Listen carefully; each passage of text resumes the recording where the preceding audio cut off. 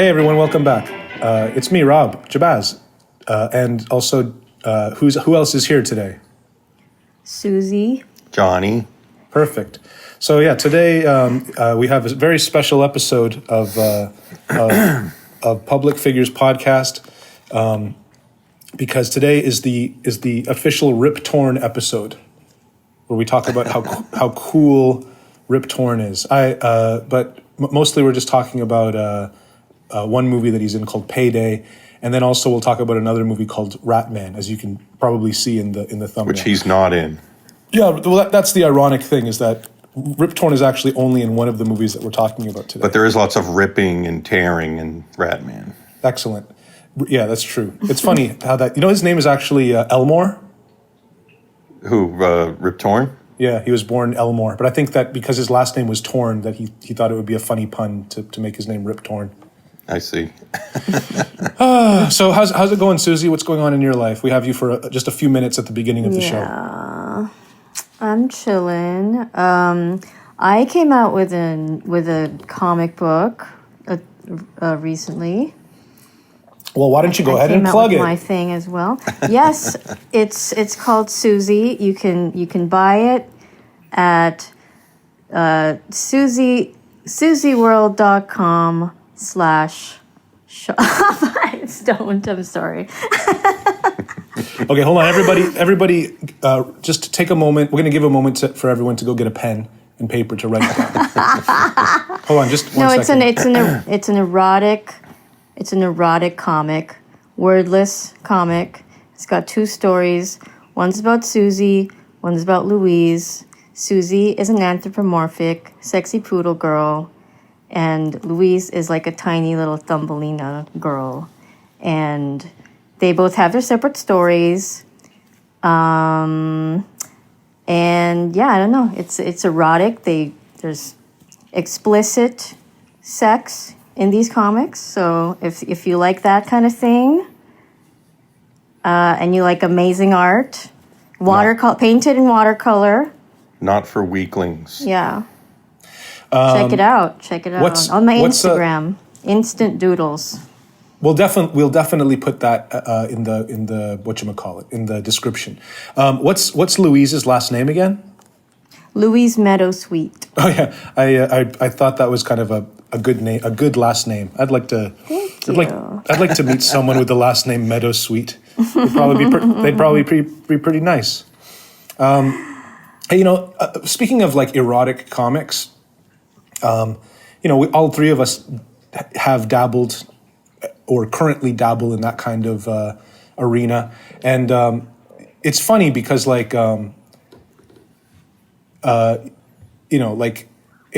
is a little weird to be getting turned on by the drawings of another man, I must admit.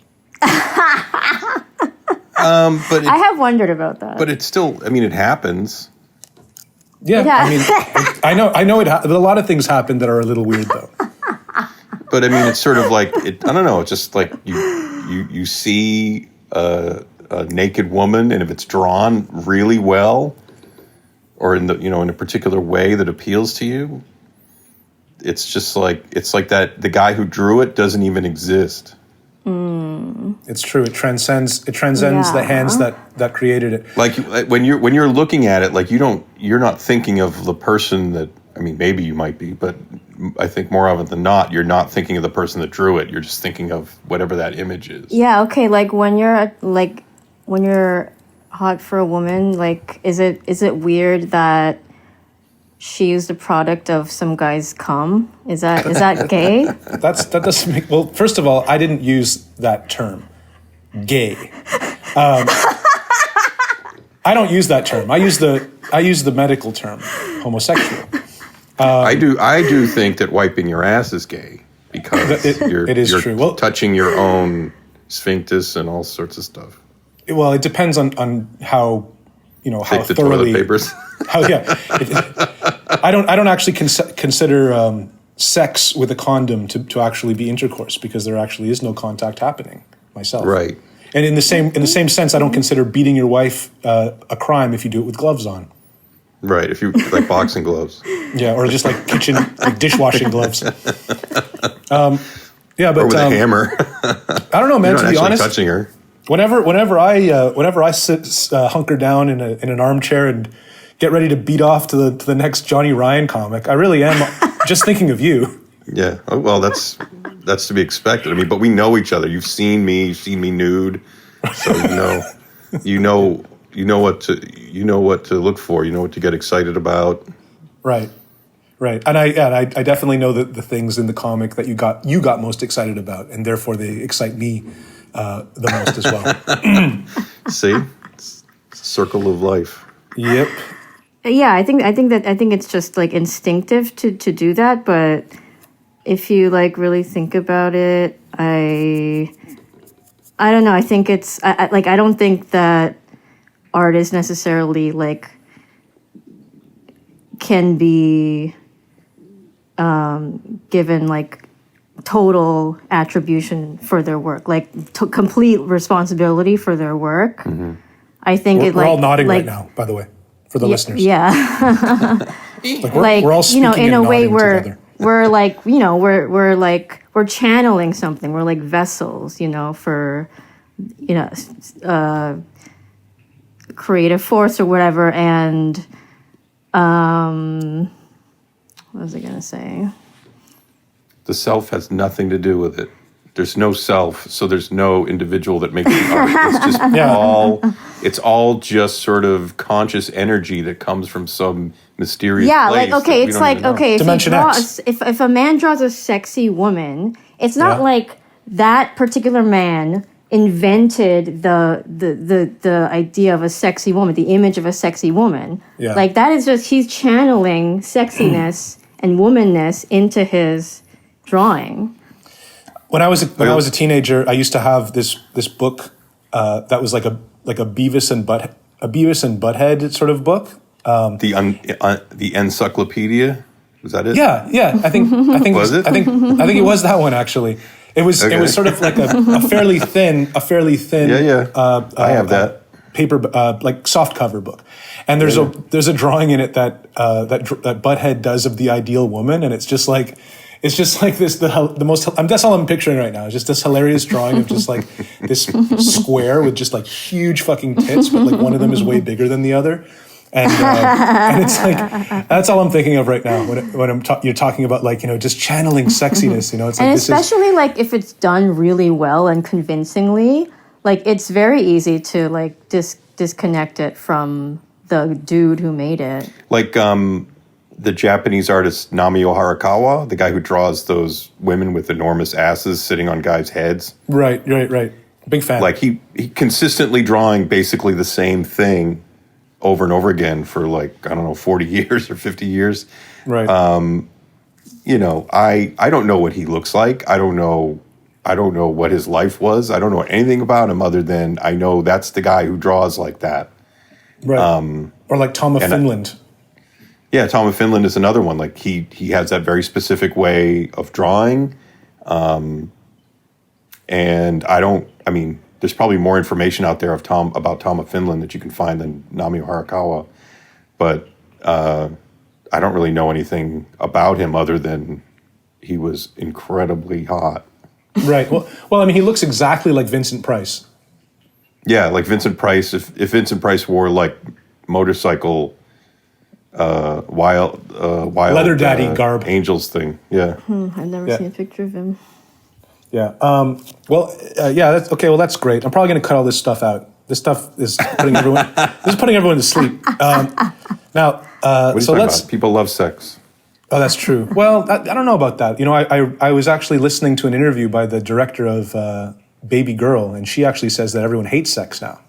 Oh, okay. Well, then she's the last word. That's what I hear. That's what I hear. I hear that Gen Z hates sex. Yeah. Well, I'm bringing it up because you actually brought it up last time, so I'm referring to 2 episodes ago or whatever. Right. For the real hardcore Public Figures podcast fans, they'll recognize the reference. It's called the callback. It's called the callback, exactly. I listened to every episode except for the last one that I was in because I don't want to listen to that one. It's honestly one of the best. Honestly, one of the best episodes, to be honest. Like the the first episode, the first appearance of Seosie, I don't know about that one. To be honest, like that one really almost broke the show. But but the last one I think was quite good actually. Everyone was in a good mood. Everyone was really excited about the films. It turned out real well. So that's great. Hey, this is the first day that I can finally announce that I'm directing a film called Crossed, which is based on a comic book by Garth Ennis. So I can finally say that now. So that's cool. I guess that's basically it. We actually were thinking. Here's a little interesting thing. We haven't decided on a shooting location, but actually some guy came up to us, a Croatian guy, and he was like, right now is actually one of the best times ever to shoot a low-budget film in LA. Because of the fires? Because of you can film in the Pacific Palisades. Because of the fires, and there's this real sense of evil in LA that I really like a lot. And I think it kind of could be nice to sort of permeate the production. I kind of find value in that kind of stuff, like just sort of general vibes. General vibes in the Balkans was another thing too. Like the place just felt like just like an empty husk of a place, and like the people kind of felt like people who had been deeply traumatized but were dealing with it, and like that vibe was interesting. But LA definitely has a vibe of like this is the edge of civilization, like we're on the brink of like every day feels like this is the end of everything, like it's just about to collapse.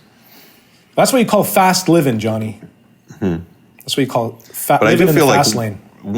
All it takes is like one movie that is like,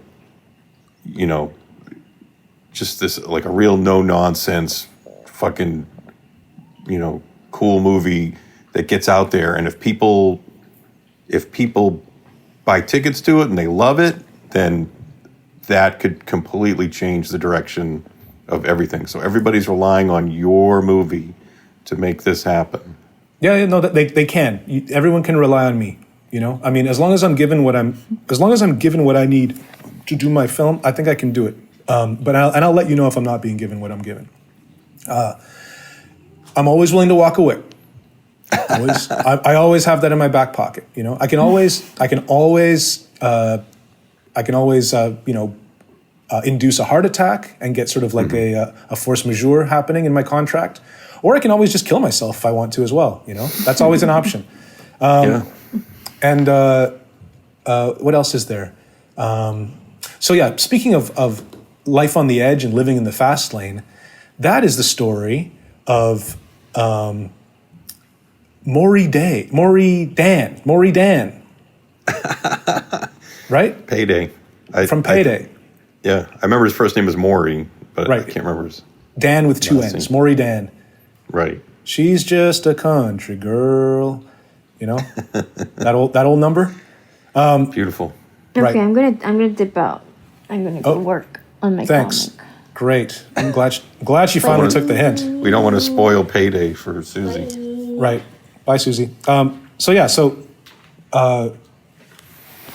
Rip Torn is one of those guys who you never even considered was young. Right. And I had only seen him in a couple of things, mostly when he was older, like Freddy Got Fingered. And even just thinking about his performance in that in a general way makes me laugh. But go on. Yeah, it's great movie. Yeah. And then, but as a young man, there's only like there's that movie where he gets in a real nasty fight with Norman Mailer. Did you ever see that? No. Or just like that clip? No, what is it? I can't remember the name of it, but if you look up like Norman Mailer and Rip Torn, and you could probably find the video of them fighting. It looks pretty real, but it's part of like Norman some bigger Mailer and Rip Torn fight. I think it's like a bigger. I think it's part of something. Maidstone. Okay, that's what it's called. Maidstone. I believe you. And it's a, it's a 1970 film. Let's take a little look. This is good. This is good radio right here. I'm gonna watch a video. What the fuck is this? Everyone's walking around in bathing suits. Oh shit! Look at Rip Torn. Oh damn, he's young as hell. Oh, there they go. Oh, this is shot like dog shit. Rip Torn's fucking ripped, dude. He looks good. Good shape. When was what year was what's it called? What year was Payday? 77? 73? Oh, it's okay. So not that long after this. Very interesting. Well, okay, And then there's another movie he was in called Coming Apart, where I think he's a psychologist or therapist, which was okay, but like, yeah, Payday was just kind of a revelation. Like, oh, and then the one where he's the kidnapper, and he drags like the mother and daughter down into the sewer. What's that one? I don't even know. That sounds amazing, though. It's like he knows you're alone, or Rip Torn kidnaps women and drags them into the sewer. So was that Men in Black? No, I'm just joking. I've never seen that, so I don't know. Yeah, no. I mean, this is crazy. Like I have like Men in Black and Larry Sanders actor Rip Torn dies at 88. So there's no information given. Then I scroll down, and it says fucking Tales of Saddam's Brutality, and it's just this news article about Saddam Hussein. But anyways, That's not the movie. do you think that Saddam Hussein and Rip Torn kind of looked the same when they got to a certain age, or they looked similar? No. Yeah, me neither. Anyways, so Rip Torn, I think I did the calculation, and Rip Torn was, I think, 42 when he did Payday. So he's not even that young.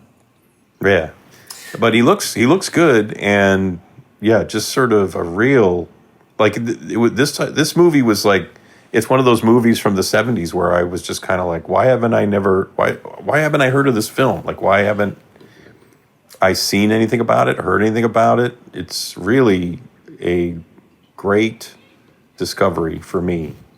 Yeah, I think so too. To be honest, I do understand. Like I found this thing to require a little bit of me to extend my hand to it at first, but then once I did, I mean, because it does get you right away. Like when he pulls that blonde girl into his car to get a record, and you're kind of like, oh, this guy is that guy, you know, and then we start to get a sense of there's some really great scenes of just like the boys hanging out, the boys playing cards, playing cards all through the night, drinking, having little hoedowns, just all sort of, kind of square looking country dudes just getting drunk and playing music in a hotel room and dancing around and eating McDonald's and having their like, whores. I think like they have like McDonald's, they have KFC, they have like 3 or 4 different fast food meals happening simultaneously. But I also think that like this is a very good example of, like when you compare this sort of interpretation of the South and the one that you get with Hell and High Water, where like you're not in Payday, you're not getting this like heavy-handed message of people just trying to get by and struggling, and the man's coming down on them. It's just sort of like, it's almost like just pure real the Southern experience of just disgusting slobs eating their KFC, playing the banjo, and fucking groupies. Well, let's be real here. I mean, we're talking about 2 different eras. I mean, that's true. But still, just the tone, just in general speaking, like the tone is again, I don't feel like I'm getting a lecture on, how the South is struggling to get by, and the banks and the man is coming down and all this stuff. It's just a pure. It's just a simple story of a complete piece of shit trying to live his life. Well, I think a lot of the heavy lifting has to do with the era, to be honest. And I think that if Payday were to be made today, it would be rappers, you know? It would be like... it definitely wouldn't feel the same. Yeah. And yeah, like it's just so much has changed. And I do sort of take your point, like, you know, at a distance, but it's like, you know. But the thing is too, like if it was done with rappers, like you expect that. Like you expect rappers to be, you know, selfish and shitty and all that stuff. With country stars, it like they always sort of put off this sort of like very conservative front. So when you see behind the scenes that this guy's actually like really out of control pillhead, it makes it more compelling. I guess so. When you listen to the lyrics of country songs, they tend to be pretty, you know, they can go either way. They can either be about like, you know, God and country, right, or they can be about getting into fights and, you know, living the fast life, you know. Right, but still, there's always like, even if they are like, you know, Johnny Cash and Waylon Jennings, sort of like, you know, that type of country, there's still this element of like, well, these are still guys that are coming out of the Bible Belt and making music for people who live in the Bible Belt. So like, even though like maybe these guys are going to church on Sunday, then they're getting fucking shit-faced on Friday and Saturday. Like it's that type of world. Let's talk about the plot of Payday. So we haven't even gotten there yet, and we're already like 30 minutes into this fucking episode. So with Payday, we have a guy named Maury Dan, and he's a country singer, and we open up with him performing at a bar, sold out, just good old sort of slow, romantic country songs, you know. Things are looking pretty good. Shortly afterwards, he drags a girl into his car, willingly, I should mention, you know, but he kind of takes. She's like a big fan, and he abuses his power, advantage of the situation, and right. And she's totally down to fuck this big celebrity. Yep, and cheat on her, quote unquote boss. You know, her boss kind of had his own designs going into it, but then Maury Dan kind of slipped in there and took what he wanted, and you know, drove away in his Cadillac. Then later on, we have this other. We realize that Maury Dan has sort of this like bottom bitch that he keeps around, sort of like an older kind of lady. She's pretty fucking awesome. That the scene older lady. Yeah. The scene in the bathroom. I can't remember what her name is, but she's the head prostitute in Enter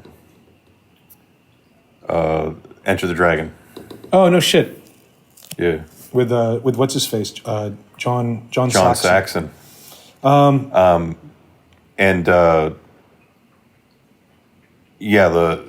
want to jump ahead, but the scene when he drops her off on the side of the road, fucking great.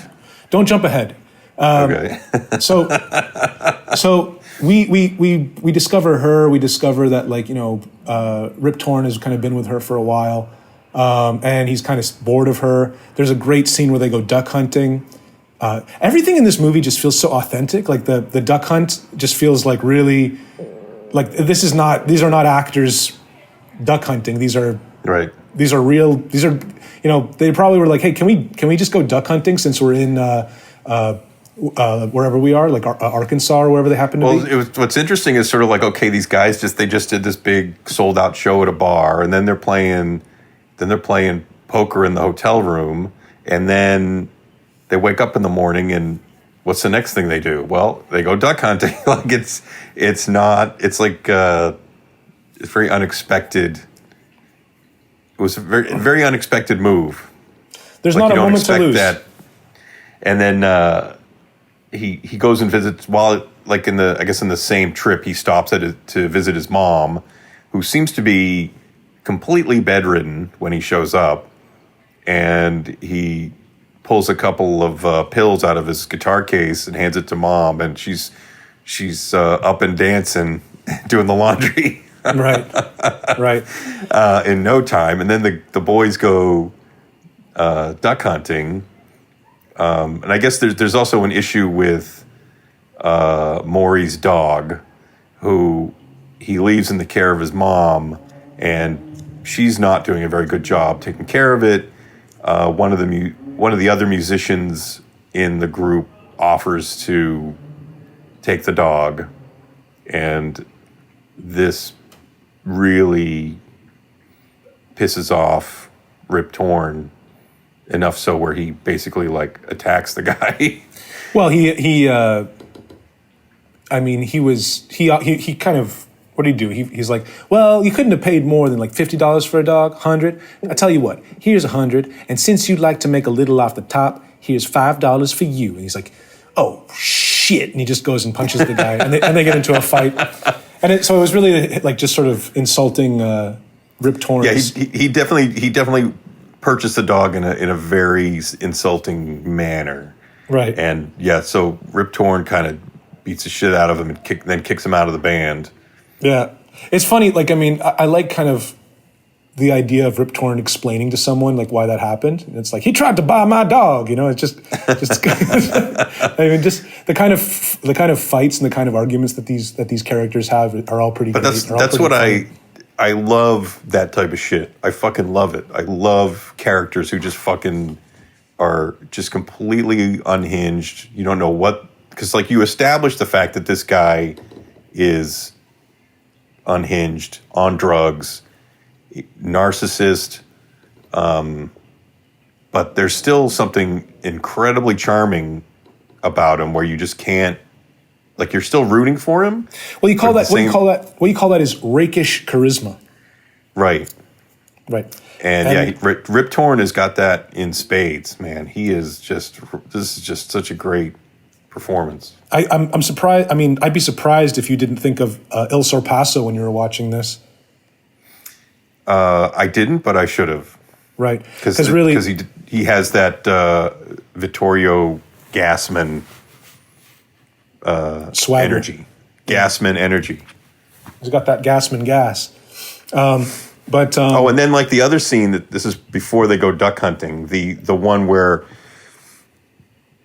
there's this other little groupie who's kind of trying to make the scene, who shows up at the hotel with all the like the poker games and the McDonald's and all this stuff. And Rosamond. Rosamond, she's dating at that time she's dating the guy who eventually buys the dog, but she seems like she's got her eye on Maury. That man tried to buy my dog. And when she's kind of like walking around the motel room, she's clearly looking for Maury, and she peeks in one room, and Maury's on the toilet taking a shit, and he's on the phone, and he looks up and sees her, and he's got like the biggest smile on his face, and he winks at her, and it's just like, even though he's taking a shit, he's just like, man, this guy's got it. Like whatever you define as charisma, he's got it. Yep. Even when he's taking his shit and talking on the phone, right? Like she just smiles and winks at her, and she's like horrified. But he's just sort of like, whatever, I don't fucking care. Yeah. He just doesn't give a shit. Yeah, you're gonna be licking this asshole later. That's what he's thinking. But after he beats up that dude, fiddle player or whatever he happens to be, he goes into the room, and he wakes her up, and he says, you know, we're moving. And it's like, well, what about fucking whatever his name is? And it's like, oh, well, he's not in the band anymore, but you know, you're free to come with us. And it's like, well, I don't know, I ought to get home. He's like, you know, you come around this way, you might as well ride in a Cadillac. And then he kind of gives a double eyebrow raise, and she's sold. You know, you just can't get past that fucking wide smile and that double pop of the eyebrows from Rip Torn. They get into the car, Rip Torn in the middle, that the Enter the Dragon lady to the one side, to his left, and then to his right is Rosamund, and then the driver. That's pretty amazing too. The fact that like he's between the old girlfriend and the new girlfriend, and he's just sitting there, and he's like feeling up the new girlfriend, and the old girlfriend just sits there and fucking seethes. Right. Well, I mean, and that really shows the kind of power that he commands, you know, just in his own little world. Right. You know, he can. They have that little talk, the two women in the bathroom, you know, and you know, you better stay away from my man. I see you barking up the wrong tree, and then she's like, I think Maury should decide, and then she goes, Maury, you know, he enjoys the finer things in life. He can have what he wants, you know. Like I don't blame him ever. I only, you know, I actually can't do anything about what he does. Is really what she's saying. And then and so I take out my frustrations on the things that I can control, and that's you know, and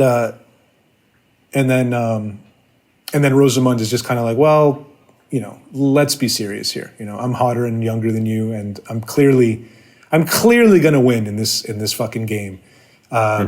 So they get back into the car, and they're smoking weed and drinking whiskey. Man, this movie makes me want to drink whiskey. You know, I gotta say, just out of a flask bottle, and it really makes it look good. Like there's nothing. This should be like I hope they got some kind of, you know, a brand agreement with Wild Turkey, because you know, this movie really does make drinking whiskey out of the bottle look like the best thing in the world. Rip Torn starts fucking this girl while the older woman from Enter the Dragon is asleep, and he's just laying into her in the seat there, and then she kind of looks over, and then they make eye contact. The two women make eye contact. Yeah, that's such a great moment, because it's sort of like they keep kind of like moving the camera over to the sleeping old girlfriend to show like she's out cold. Yeah, and Rip Torn is fucking the new girlfriend, and the new girlfriend keeps kind of peeking over to see like if the lady's sleeping, and she's still asleep. Like she looks like she's dead, out cold, passed out. And then like at the very last moment, she takes one more look over to the old girlfriend, and she's like looking at her like fucking dead in the face. Yeah. She's staring at her like she wants to kill her. It right. Actually, it's. I mean, you know, it's kind of it's played a little like pretty lightly, you know. But I don't know. I like by you know under any other circumstance that could be kind of like a Brian De Palma moment or something. But in any case, and be done kind of with like suspense thriller in mind. Anyways, listen, as we continue on, they make a few stops. They stop at a radio station, and Rip Torn gets out and kind of does his due diligence, promoting his record. There's sort of a, you know, like a funny kind of it's like a little power play going on. Yeah, like a contentious relationship about kind of like, you know, yeah, well, you write the songs, but I play the songs, you know. And well, he's sort of like, well, you know, be really great to have you at the, you know, the high weekend high school hoedown. And Rip Torn's like, well, I don't know, I might be out of town. Well, you know, you're going to be letting all those people down, you know. Like there's clearly like this subtext of like, you better come to this fucking show if you want me to play your fucking records on my radio show. Right. And then and so then, you know, that happens, and we kind of just, you know, watch that play out. Then we get back into the car, and then Rip Torn pulls out the scrapbook, to which the older lady is like, I put together that scrapbook, you know, that's mine more than it is yours. And then he goes, stop this car right now! Or no, he goes, stop this car now! And then the driver like just slams on the brake. He kicks her out of the car. He goes into the back. He pulls her suitcases, throws them on the highway. Drives. They drive ahead, and then they stop, and then they back up a little bit, and then he goes and he fucking leafs out a knot of money and does he throw it on the ground? I think he throws it on the ground. Yeah, he throws a wad of money out of the car window on like right in front of her onto the grass. They drive off. They stop again, and you're just like, oh God, this is good stuff right here. You know, I like this scene. This scene is fantastic. They back up. He goes in. He gets out of the car. He picks up the knot, and he's like, "You didn't earn it." Gets back in the car and fucking leaves. And then she just the purse that she has in her hand, she just fucking does the old like throws it on the highway. Then a fucking whatever, some fucking cowpoke comes in a convertible. Where are you headed, little lady?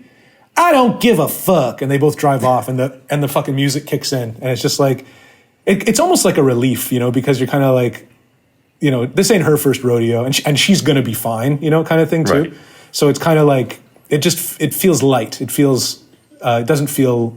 There is sort of this like lightness and sort of, I don't know, good-heartedness to this movie, even though it is sort of like it is sort of fucking.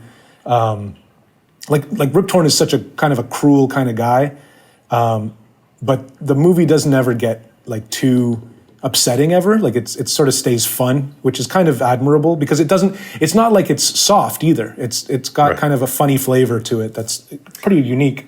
The other thing about that scene is like, as it's playing out, there's still like this thought pops in your head of like when he like drives off and he backs up. And you're thinking like he's gonna like say, "Look, I'm sorry." Get back in the car. Absolutely. And he doesn't do that. He throws her a wad of money and drives off again. And then when he stops and comes back again, you're like, "Oh, here it comes. He's gonna put her back in the car." And then he does even worse. He fucking gets out of the car, grabs the fucking money, and gets back in the car. I was like, "You didn't earn this money." Yeah. And then he drives off again. And I feel like if that movie was made today, or by less skilled directors, they would have had her back in that car. The fact that he did that and he didn't let her back in the car, I was just so thrilled. Like it was such a beautiful, well done moment. Yeah. it just felt like this is honest. Like it's not like just pandering to, we got to make a nice movie so everybody feels good. We don't want to hurt anybody's feelings. He's not that bad of a guy. I just like that how they stayed true to the character's nature. Like there never is a moment where he's kind of like he suddenly reveals some like. I guess like the closest moment that we have where he's revealed some sort of like inner beauty, is it like that towards the end when he's like sitting by himself writing a country song about like the fading mark on the finger, the wedding ring mark on the finger of his wife or something. Well, that's why that's. In that scene, we're kind of reminded why he's even in this position in the first place, Right. Because he actually does have talent, and he is able to kind of articulate things that a lot of these people feel, but aren't necessarily able to kind of like articulate themselves, Because it's like the only moment of the movie where you see like, oh, this guy's a poet, like he's actually like an artist, but every other moment of the movie, he's just a complete fucking like nut. Piece of shit, asshole, where he's shooting. He gets that pistol and you start shooting the luggage on the top of the other car for no reason. Just having a little fun, baby. Just having a little fun. And it's just like he looks. They actually use that image of him like hanging out the rear window of the other car, and that big fucking goofy smile on his face while he's just firing that pistol. Like that actually is one of the DVD releases. It's just like that image of him. Mm-hmm. Just like like holding a pistol out of the side of the car, and it's just like, yeah, that's a pretty good, a pretty good sort of what do you call it, like summation of the movie. But then we get into like the part where he kills a man. Spoiler. Before he kills the man, he stops and visits his ex-wife, right? Right, his ex-wife, yeah. Or no, actually his wife, but just the wife that he doesn't fucking talk to anymore. Right, and we don't see the kids because the kids aren't there. Right. And she doesn't let him stay or see the kids because I guess, they have a pretty bad relationship. No, actually, she demands that he stay, but he can't. Oh, right. Yeah. Oh, I remember now. So he was like, he's going to leave them some toys or something. Yeah. And she's like, if you leave them that stuff, they're going to know you were here and they're going to get all fucking upset that you didn't stay to see them. So don't even leave that shit. Yeah, that's what happens. And then meanwhile, in the car, Rosamund is sitting in the limo outside of the wife's house. Talking and about having omelets. having a conversation about omelets with the fat driver. Yeah. Yeah. That part is Chicago. Yeah. I don't know. That part maybe is the only part in the movie where that I felt was a little affected, It's like, this character is sort of like cute, Well, I feel like that definitely helps the later scene that you were just about to describe, the murder. Right. That Chicago, the fat guy, ultimately takes the blame for. Does he when he accepts the summons from that guy, from that courthouse guy who's serving him? No, it's when after. Okay, so I guess we're jumping a little bit ahead, but okay, let's keep put a fucking Post-it note on that one, and but it's like they're on the road and they stop at a restaurant, and in the restaurant. Actually, there's a couple things happening in the restaurant. One, there's a busboy who sees that Maury Dan is eating in the restaurant, and he wants to show or sing his music to Maury Dan. Hot damn! I want to show him my demo. So he quits the restaurant to run home, get his guitar, and come back to the restaurant and sing for Maury. Simultaneously, there's a guy at the bar who's getting fucking completely shit-faced. And then we learn that this is the guy who was the boss of the blonde that Maury Dan fucks at the very beginning of the movie. Well, if you pay attention, I remembered him right from the beat, like as soon as I saw him. See, because I watched like the first 30 minutes over Christmas break on YouTube, because there's a version on YouTube, but then like at the 30-minute point, it became apparent that this movie, the YouTube version, was missing enormous chunks. Right. So then I had to find a new version, and I ordered a new copy I found online, and then I didn't really get to finish it until a few weeks later. So when that guy pops up, it didn't register that was the same guy until he expressed who he was. But yeah, so he's the guy who was the date of the blonde lady at the beginning of the movie at the bar, and when he hears Maury Dan's name, he fucking loses it. Right. He just fucking can't. He just hates Maury Dan because he knows that he fucked this woman that he clearly had feelings for, and he goes to Maury Dan's table and he threatens him and he wants to fucking fight him or kill him. So Maury Dan is like, all right, let's take this outside.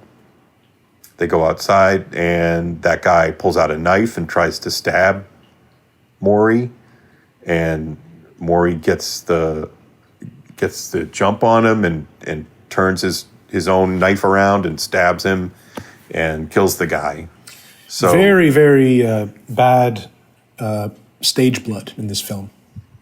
Oh yeah, I didn't really catch that. Oh, it's Dawn of the Dead level, waxy ass candle blood, but it's a little disappointing, but it's fine. Whatever, you get the picture. And guess what? It's that busboy shows up and he's like, and actually him willing to lie to the police as a witness is what grants him. It's what grants him sort of like a job in Maury Dan's posse. He becomes well also because the driver Chicago takes the rap for the murder, right? So he gets taken away by the police, and and Maury and so now he needs a driver. So he hires that busboy as his new driver. Right. Okay. So then I guess I made a little mistake there.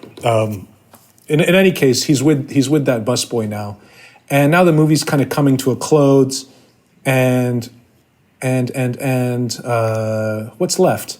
Then we have that scene where he's writing the song about the wedding ring, and then for some reason Maury Dan jumps in the driver's seat, and while he's driving, his heart explodes, and he jumps in he's in his motel room. He's sort of assailed by the police. Still think, I guess, he has something to do with this murder of this guy.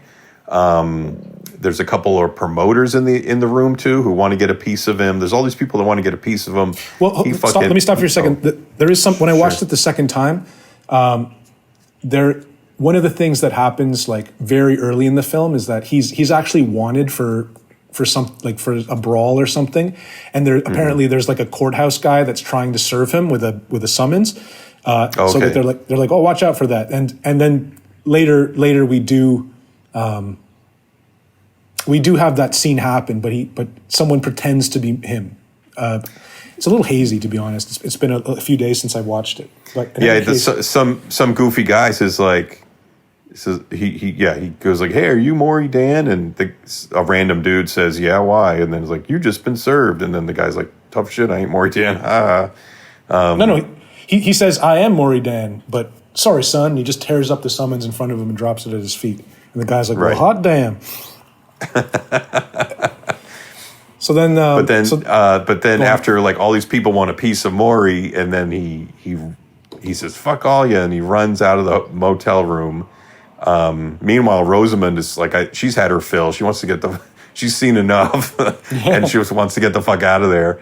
So Maury Dan and his new driver, they jump into the Cadillac, but Maury's like, you sit in the back, I'm going to drive. And so Maury's driving the car, and they take off. And they start singing some country tunes. And then at some point, all of a sudden, Maury's heart explodes, and he drives, the car goes careening into a open field.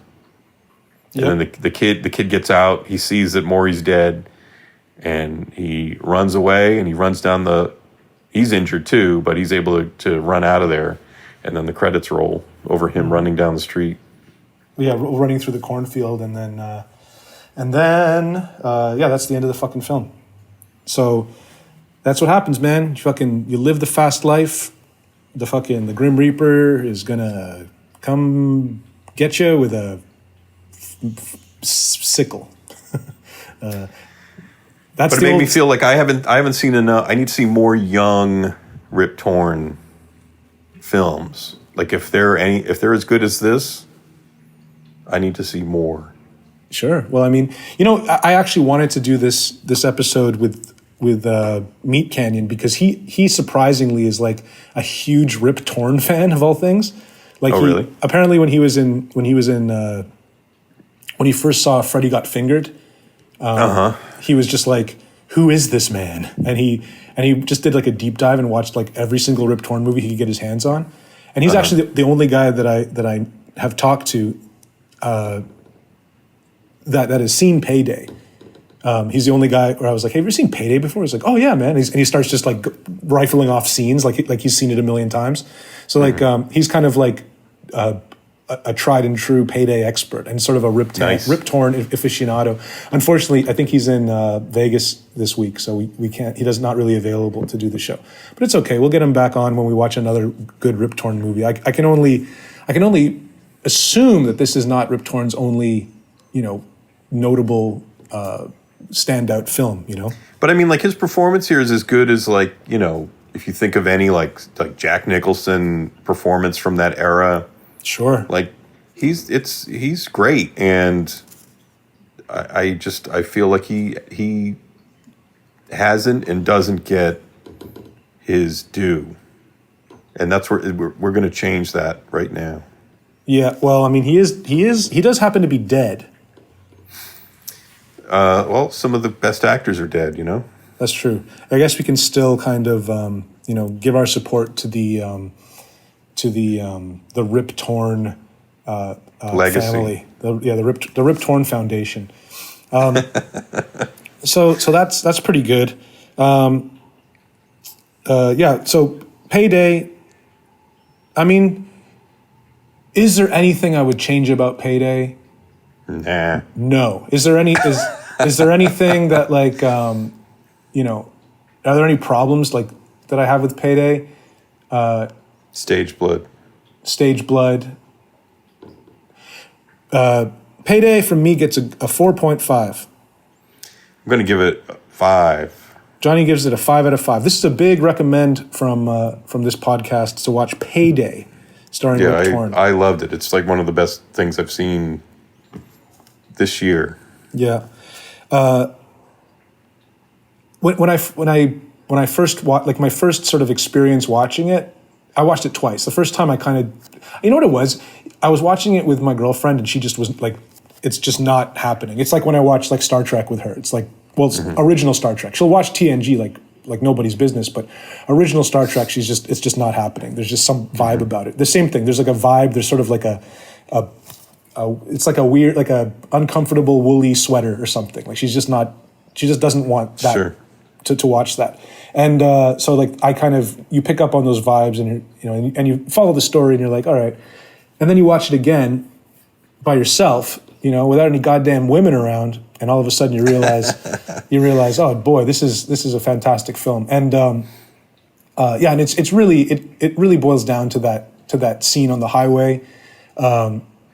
It boils down to just like a million. Like we didn't really even get into like the one-liners and kind of just like the little sort of phrases and bits of sort of scummy wisdom that Rip Torn kind of like gives along the way, like just little lines and fucking funny kind of retorts and insults and ways of phrasing things. There's so much good stuff like that. But anyways, a big recommend. I say 4.5, 5 from Johnny. Now we're on to another masterpiece, the Italian film Rat Man. Or I think it's called like The Villa Next to the Park, which is what it's called in Italian. Which is that's a weird title. I guess they were trying to catch some of that Last House on the Left, House on the Edge of the Park vibes. Yeah, I think so. Although I'm not sure. Think of all the people who went to go see it and discovered there's no park and there's no villa. Right. But there definitely is a little rat man. And right. So what happens in this film? I mean, it can be. I can probably talk about this entire film in less than a minute. There's just some scientist is combining is putting like rat sperm into like monkey ova and makes like a rat monkey, which begs the comparison of Dead Played by Alive. the great Nelson de la Rosa from Island of Dr. Moreau, right? With the Marlon Brando one. Yeah, absolutely. The littlest little guy you ever saw in your life, and boy oh boy, do they ever get their money's worth with him, tossing him around, dressing him up like a rat, putting him in cages. Also, putting him in suitcases, like hiding under piles of clothing. It's pretty adorable. But I mean, like there's sort of this aspect of the film that's about like a fashion photographer and these models, and that sets you up for like a lot of tits sort of spilling out of tops and stuff, and sort of that, it's that kind of movie. Like this is the kind of movie for like an imbecile, really. It's just like like this is the kind of movie for AKA me at 18. I would love it. Yeah, and me too at age 43. So it's just these scenes of music and sort of fashion photography, and this woman dancing around with her tits spilling out of her top, and then her kind of like scooping them back up and putting them back in her top, and then them falling out again, and you're kind of like okay, and then one of them somebody sees a corpse and then they start screaming. Yeah, I mean they're they're filming on the beach, and then all of a sudden a woman sees the remains of a human body, and she's like, ah, and then it's like, oh, don't worry, it's probably nothing, and it's a human body, a human skeleton with fucking meat still hanging off it, I guess, and they just decide to ignore it, and they run into another one in the cave. Well, they don't want to get in. They don't want to get in like the police. They don't want to get on the police's radar, so they want to just not get involved. Why not? They're not doing anything illegal, are they? The photographer says, like, look, this isn't New York City. The police down here are different. Well, okay, so that's good, man. You're right. That's true. That makes sense. So then, as we keep going along with the movie, one of the models is stalked by some kind of faceless murderer. She hides in a closet or in sort of like an armoire of some sort, a wardrobe. And I like this scene a lot, actually. I know you did. I was watching it. I bet like Johnny loves this part. And then inside the wardrobe is the Rat Man, and the Rat Man Nelson. Yeah, Nelson's in there, and he attacks this woman. One thing that we forgot to mention too is that for some reason the Rat Man is poisonous. He's venomous, so he scratches you, and you die of the same way you would die of a snake bite, like your heart stops, I guess. Once that wardrobe starts like rocking and teetering, and screams start to come out of it, because she's being attacked in there, the would-be murderer kind of folds away his knife and runs away. We never see his face. He's just sort of a plot device to get her to hide in there in the first place. It's right. Pretty confusing. Then her sister comes to look for her, so we have another hot babe come into the picture. Well, that was kind of funny because it's sort of like they do this thing twice where like this woman comes down because they tell her that her sister's been killed. Then she goes to the morgue and she's like, "That's not my sister." Right. And then at first, like you're kind of like, well, I guess I can see, because I think she like borrows her sister's dress, so like there might be like some sort of mix up with like, and there's a name tag in the dress that belongs to the other girl, so like maybe I can sort of see how there could be a mix up, but then it happens again later where they just find some other random blonde lady who's dead, and they're like, we think we found your sister this time, and then they again go over to the morgue, and then she checks it out, and she's like, that's not my sister. Well, that's to your point, man. The police there are different, Right. They just think everybody is her sister. They're retarded. So all white blonde ladies are this lady's sister. Yeah, they're related to her by blood. So blah blah blah. A bunch of shit happens. None of it's really worth talking about. They eventually run into that scientist who kind of spills the beans and tells them what we've already known right from the beginning, because they tell us right from the beginning of what the creature is. And he's very Island of Dr. Moreau-ish with his white suit and his animal experiments. Sure. And he also needs to mention that David Warbeck is in this. He plays he's like a writer, journalist who kind of just bumps into the lady who's here to see her dead sister, bumps into her at the airport, and after that, they're kind of just like attached at the hip. Right. He's looking for the big scoop. Anyways, as time goes on, we end up, whatever. We end up seeing the doctor get killed by his own creation, and our heroes escape. There's one thing I will give this movie is that I really did like the soundtrack. The soundtrack actually sounded like a rip of, like, it's interesting because like there was a lot of Fulci feeling to this movie, and the music was one of them. Like the soundtrack sounds very much like The Beyond, or it sounds, I can't remember which one. Maybe City of the Living Dead. It had sort of those vibes.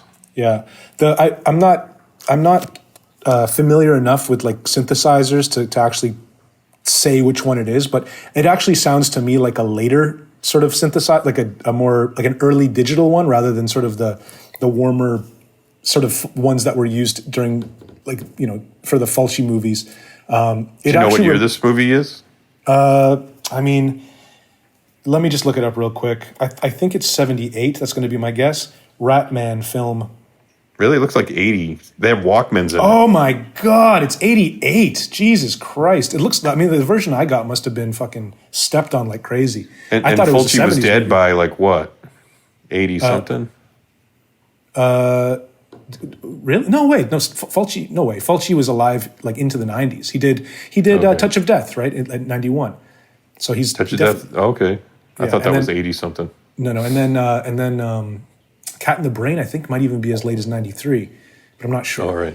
In any Right. case, so that totally makes sense. Like they are using a whole other different kind of synthesizer for the soundtrack here. The more kind of like Nightmare on Elm Street style. That's actually what it reminded me more of like the Nightmare on Elm Street 1 and also even 3 style of synths. Anyways, the point is that I do like the music in this. I think it sort of elevates the film because I mean, really, what do we have? We have just a midget kind of with false teeth running around jumping on people, and people For some films, that's all you need. It's true, and it does sort of beg the comparison of Nosferatu, Strange Darling. the Sinful Dwarf, Oh, right. and Sinful Dwarf is, I think, more horrifying. oh, for sure. My favorite killer dwarf is Ralphus from Bloodsucking Freaks, though. I'm a huge fan of Ralphus. That is a good one. Yeah. And like also more- just the ones in Freaks are pretty creepy. Yeah, but it's not the same. Like you need to have like this because he's a character. He's like the primary antagonist. He's like the Freddy Krueger of the movie. You know. Right. I think I'd still go with the Sinful Dwarf. Like just his face alone, just like the way his mouth, the architecture of his mouth and his oozing eyeballs, the way he would his eyes were so huge. Yeah, He just looks so malicious and evil. you're right. Sinful. Very sinful. Like they that was like perfect casting. Like when they saw that guy, they were like, "That's the one." When they saw The that most guy, beautiful midget in the world. yeah. When they saw that guy at the at the fucking ice cream parlor, standing on his tippy toes to receive his fucking raspberry ripple. Tutti frutti. Yeah, sure. Like just as a character alone, the Sinful Dwarf is definitely the most the most upsetting to look at. But Right. but in terms of just like the film and sort of everything in context, I mean Ralph is for me still like he's just the cool like it's just the most watchable of all those. Bloodsucking Freaks is definitely it's a better film than Sinful Dwarf. I feel like it's more inventive. Yeah, yeah. So that a little stroll down the hallway of the midget as antagonist genre. But I mean, what is there to say really about Ratman? It's worth watching. I'll give it that much. It's better than. And Baby Girl. I liked the ending. Felt like the ending was a very Fulci ending. Right. Freeze frame. He's on a plane. Oh no, he's escaped on the plane. Yeah, That's the ending. Ratman on a plane. Yeah. But I also like this, like even prior to that, like when they're in their police station, and she's like, "Oh, can you give me my sister's things?" And they're in the evidence lab being examined right now, and then they cut to the evidence lab and the lady unzipping the lady's suitcase, her sister's suitcase, and then there's such a cute shot of the Ratman popping out of the suitcase and ripping the lady's face. Yeah. Apart. Just all those types of little moments where he just would pop out of like somebody would just like open a desk drawer or a refrigerator and he's just in there and he just jumps out. Like Yeah. I loved all that stuff. What can we put him in now? What can we hide him in next? But I mean, the one thing that you could, I mean, most of these kinds of movies, the way you can always save them is just with just better gore and like more inventive, messier deaths. Like if every single time that he popped out of something, there was a little bit of effort put into into the kind of physical trauma he inflicted. I think that would have made the movie. I was better. actually thinking that like if they had like sort of a stunt Ratman, so like if they did like cut-ins of him like ripping somebody's throat open or tearing somebody's face off, because Nelson actually seemed a little sad. Yeah, like he's like when he's like walking down the hall, or even when he would jump on somebody, like it was almost like he's got the rat face and stuff, but it's kind of hard to explain. Like he just looked like a little kind of teddy bear. Like he didn't really like, because he's not like biting and scratching. He's just kind of like hanging there. Yeah, my girlfriend, my girlfriend's first impression was just like he's cute, you know. There's nothing. Yeah, he is cute, and even though he has like the teeth, and like maybe some extra hair on his face, he just looks like a little cute little guy. He looks like a cute little guy that you'd want to sit on your lap, like Marlon Brando. Right, and so I kind of was wishing that they had like a little maybe stunt person to come in and like do some like flesh ripping with the teeth and like cut-ins with some like cut-ins that made him appear more vicious and evil than he actually acts in the movie. Like he seems like he doesn't other than just kind of like making that face and going, "Meh." Yeah. He doesn't do anything that's truly all that like vicious or violent, because he probably doesn't have the ability to do that. I think it's funny that your solution is they should have gotten a stunt man for that little guy. You know what I mean? It's like a stunt midget. No, but it's like you get that guy because he's the only guy like that. You know, like you can't. It's like the solution to find another guy like that. It's like impossible.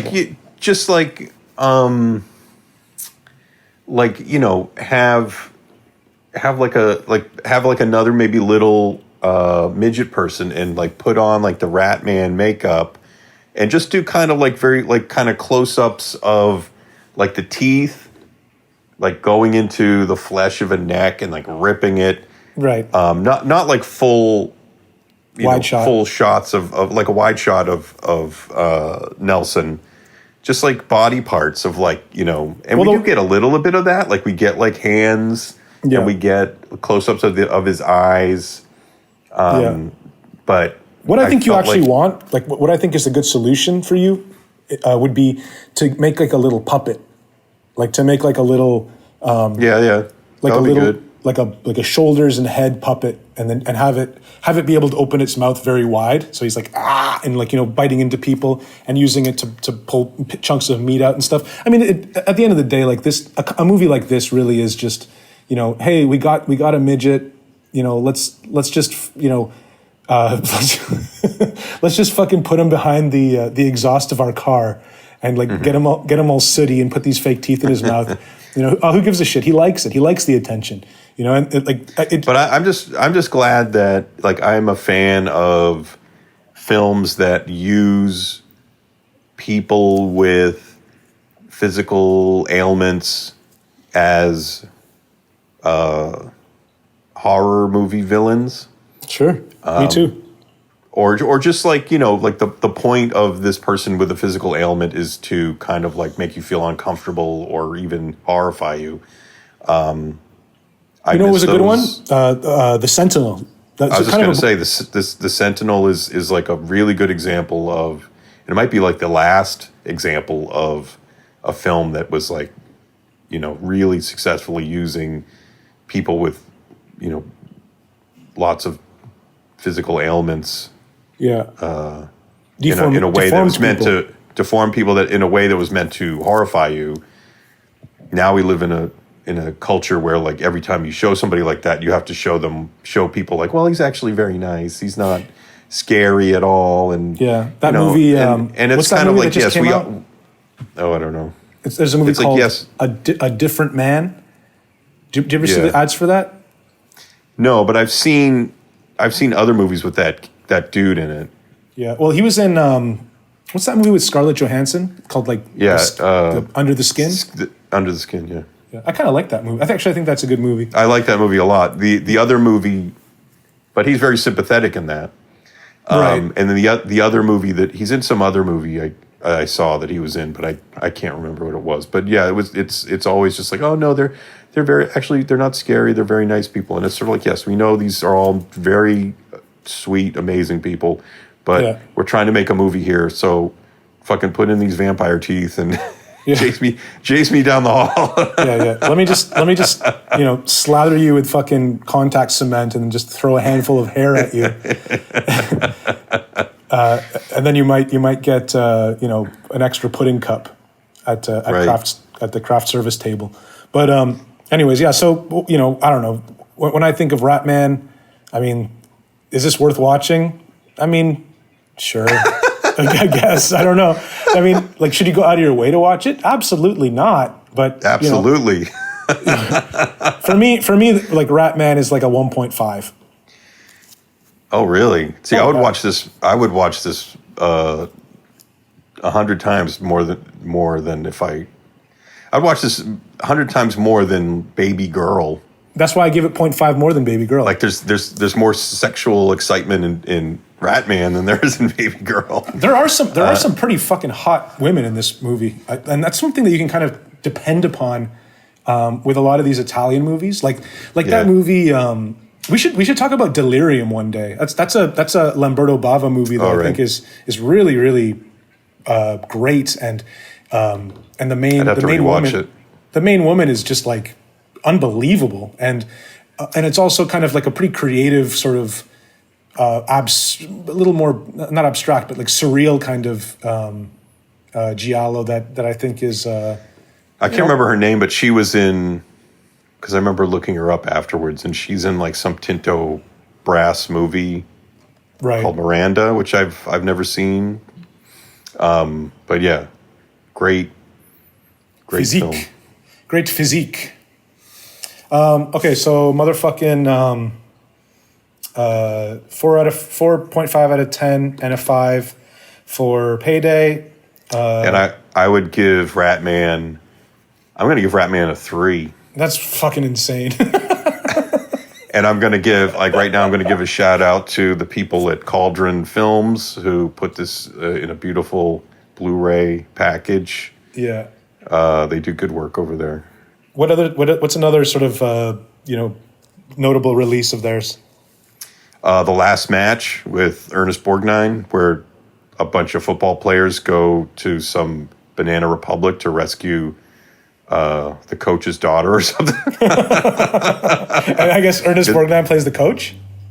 I'm trying to remember. I can't remember now. So it's I don't think Borgnine? so. Oh, no, I remember now. Okay, so it's like the quarterback's daughter. I think it's like the quarterback's daughter gets like kidnapped. It's like Taken, but with like a football team instead of Liam Neeson. Are they like Flash Gordon? Are they like running defense? Like, are they doing plays? Yeah. Oh, that's it's so actually fucking I enjoyed it. You should check it out. I will check it out. Yeah, and also the guy that directed Payday, he does another movie called Silent Partner with Elliot Gould and Christopher Plummer, and I feel like that is worth mentioning as well. It's another great film. Oh, okay. Yeah, my bad. I was confusing that with Mute Witness, but no. Silent Partner is what you're talking about, and that's another Cauldron Films release. No, that is I don't know who's released Silent Partner. Who gives a shit? But if you can find it, it's good.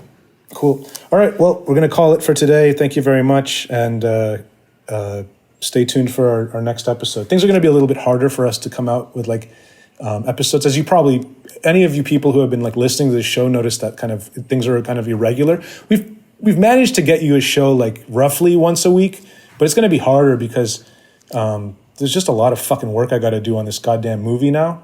I've decided to do all the storyboards myself, so and there's no end to it. There's no goddamn end to it, and the deadline is unrealistic. Probably is going to have to change, but anyways, thanks a lot for the support. I've gotten a lot of messages today from everybody being like, yeah, Rob, you're cool. So I appreciate that. And hopefully more people listen to this fucking podcast, because this is, the only thing that I have in my life that is kind of like actually fun, I guess everything else seems like a fucking chore these days, I feel honored that I'm part of your fun. Yeah, well, you're a fun guy. Okay, so bye-bye, everybody. Bye.